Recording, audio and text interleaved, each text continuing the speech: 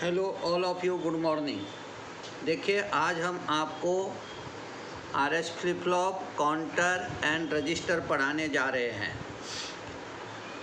Flip flop क्या होता है? देखिए, flip flop is the binary storage device. It can store binary bit with the two stable state, that is one stable state is 0 and other is 1। तो क्या बोला हमने? Flip flop is a binary storage device. It can store binary bit with two stable state. That is, one stable state is 0 and other is 1. It is basic memory element. इसे हम basic memory element भी कहते हैं। Flip flop को हम basic memory element भी कहते हैं। It is also called as bistable multivibrator. इसको हम बाइस्टेबल मल्टी वाइब्रेटर भी कहते हैं। It has two stable state. इसमें दो स्टेबल स्टेट रहता है। That is one is high, that is means 1। आपको मालूम है हाई को हम क्या कहते हैं? 1। एंड अदर इज लो, जिसे हम क्या कहते हैं वहाँ पे? 0। It has remain in one state. वह एक स्टेट में हमेशा कांस्टेंट रहेगा, लेकिन कब?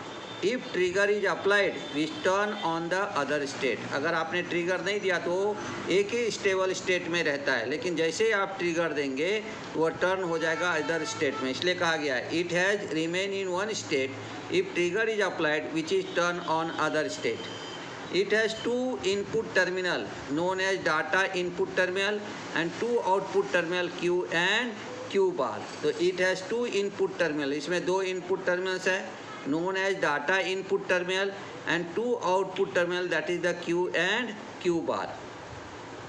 The output Q and Q bar are complementary. output जो है हमारा Q and Q bar वो रहता है complementary.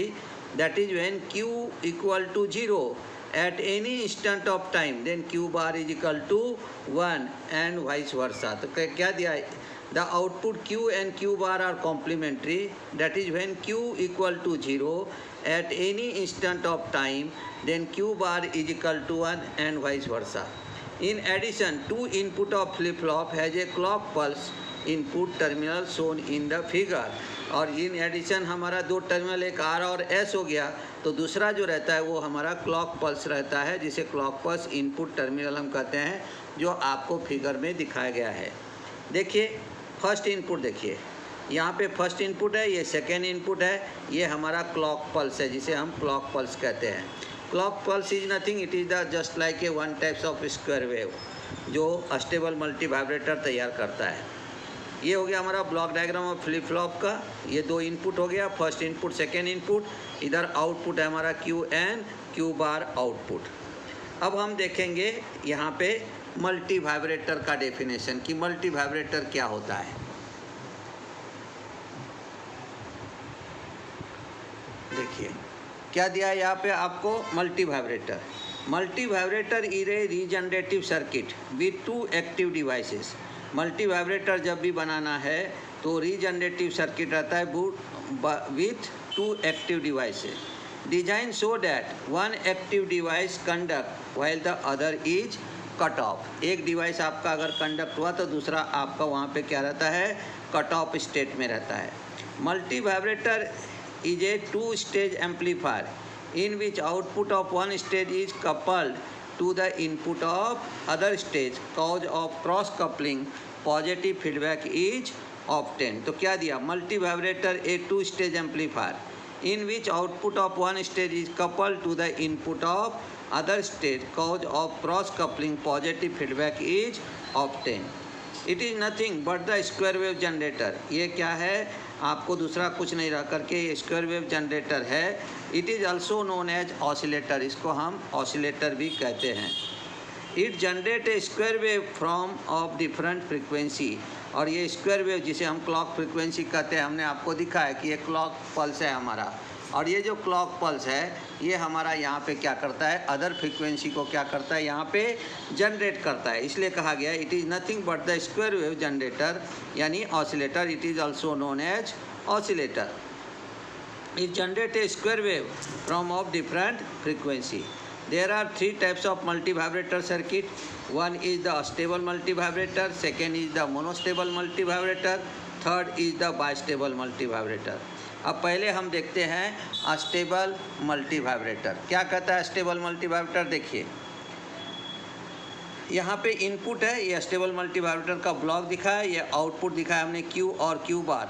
ये आउटपुट वेव फॉर्म है जो कि आपको स्क्वायर वेव जनरेट करके देता है, जिसे हम कहते हैं वहाँ पे क्लॉक पल्स।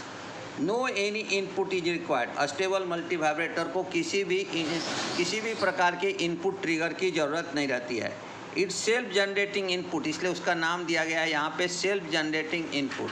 अगर कोई स्टूडेंट है जो कि चाहता है कि हमें बहुत अच्छा बनना है और हमें एकदम टॉप पे जाना है, तो वो सेल्फ जनरेटिंग बन जाता है। वो खुद ही मिल करके पढ़ाई करता है, उसको mummy papa teacher coaching classes वाले कोई नहीं बोलता है। वो अपना सब टारगेट फिक्स किया रहता है और वो अपनी पढ़ाई करता है। तो इसका मतलब क्या हो गया? वो बन गया अस्टेबल मल्टी वाइब्रेटर।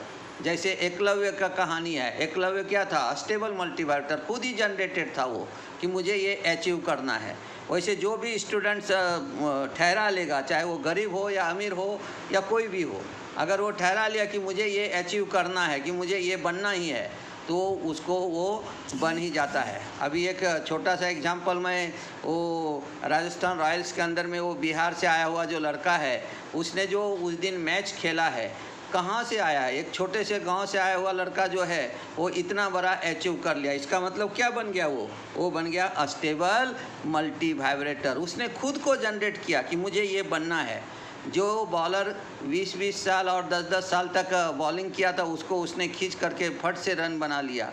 तो आप लोगों अगर क्रिकेट मैच देखने वाले होंगे तो आप समझ सकते हैं कि जो अचीव करना है वो खुद ही अचीव करो विदाउट एनी ट्रिगर। जैसे ट्रिगर का मतलब हो गया mummy papa teacher coaching class वाले, समाज के कुछ लोग, उसको देख करके वो बताएंगे तब हम करेंगे, ऐसा कोई ज़रूरत नहीं है। जब आप करना चाहो तब आप कर सकते हो। तो उसे कहते हैं हम astable multivibrator. No any input is required, कोई भी इनपुट की ज़रूरत नहीं है।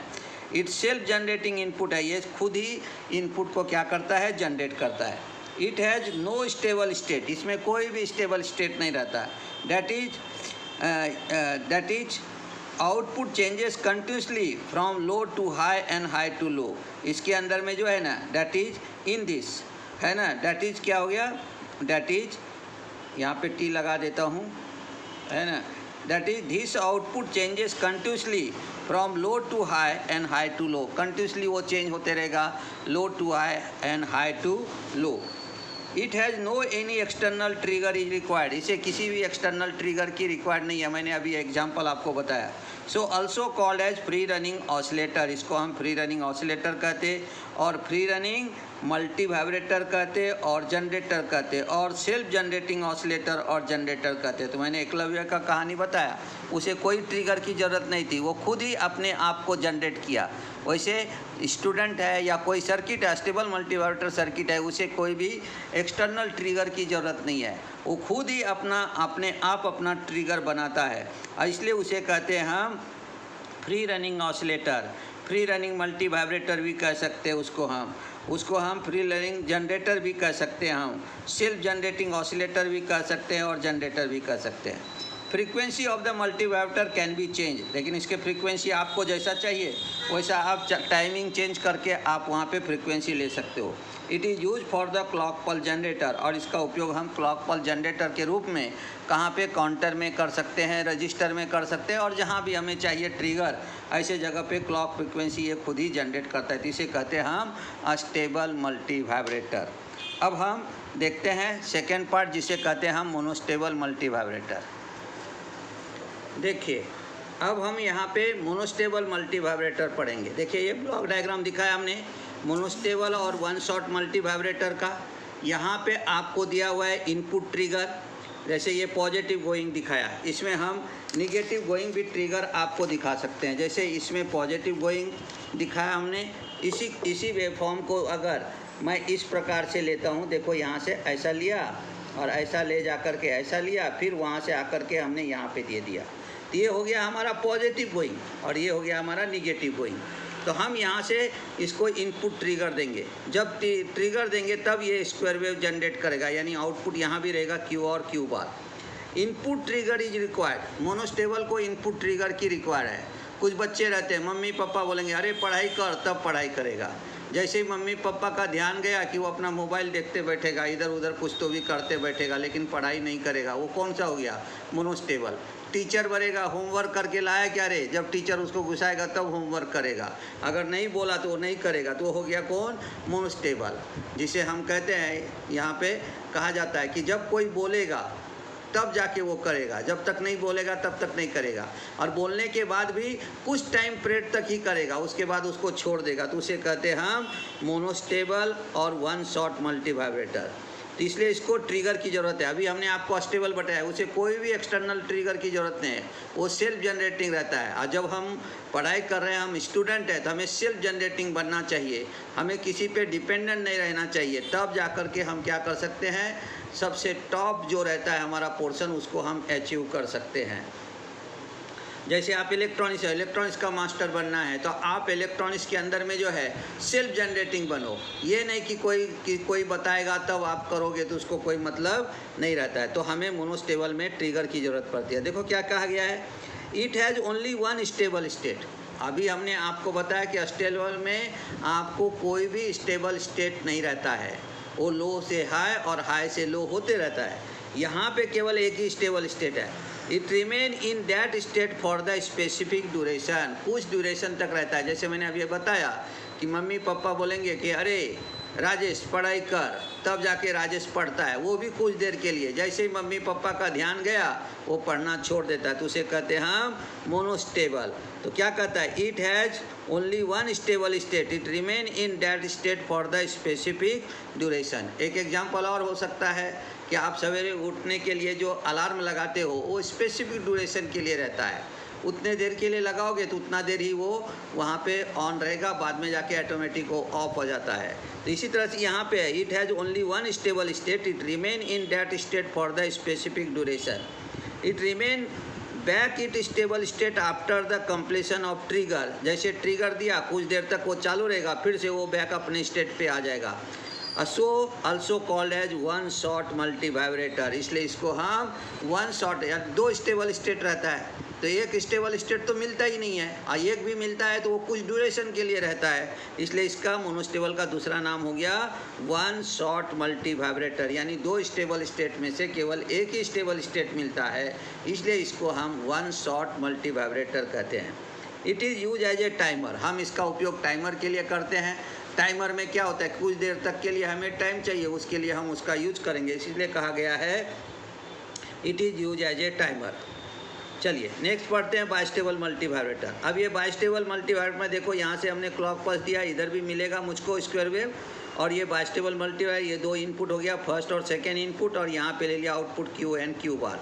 अब इसमें दो स्टेबल स्टेट रहता है। देखो it has two stable state, इसके अंदर में दो स्टेबल स्टेट रहता है। अब इसका क्या रहता है, it remain in either of the state indefinitely until trigger to change their that state. यानी इसमें एक स्टेट रहेगा, उसी में रहेगा।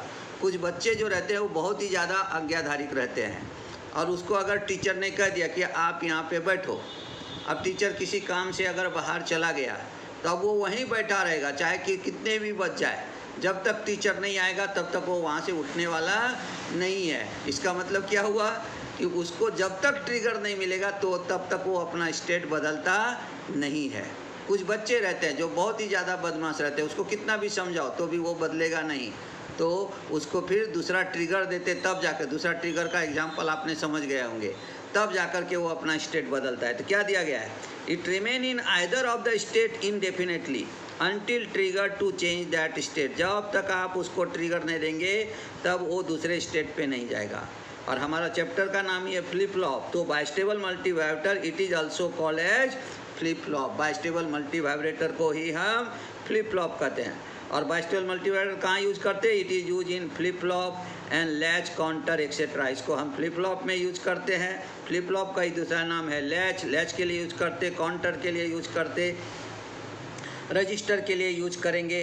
तो हम यहाँ पे बाइस्टेबल का उपयोग जो है वो हमारा यहाँ पे क्या कहाँ यूज करते हैं, हम फ्लिप फ्लॉप के यूज करते, लैच काउंटर के लिए यूज करते, साथ ही साथ जो है फ्लिप फ्लॉप का ही दूसरा नाम लैच है। और उसी तरह से हम उसको वहाँ पे जो है वो काउंटर में, रजिस्टर में यूज करते हैं। तो आज के लिए बस इतना ही। कल हम नए वीडियो के साथ आएंगे। अगर आपको ये वीडियो पसंद आए तो आप इसे लाइक कीजिए, शेयर कीजिए और मेरे चैनल को सब्सक्राइब कीजिए। आप मेरे चैनल को जो है यूट्यूब पे भी सर्च कर सकते हो, गुरुदेव इलेक्ट्रॉनिक्स एंड कंप्यूटर साइंस के नाम से। 9089 ये उसका कोड नंबर है। साथ ही साथ आप गूगल पे भी सर्च कर सकते हो। आप जो है प्ले लिस्ट में भी जा कर के आप इस वीडियो को देख सकते हो। तो अगर वीडियो पसंद आए तो आप इसे लाइक कीजिए, शेयर कीजिए, सब्सक्राइब कीजिए। धन्यवाद। कल मिलते हैं नई वीडियो के साथ।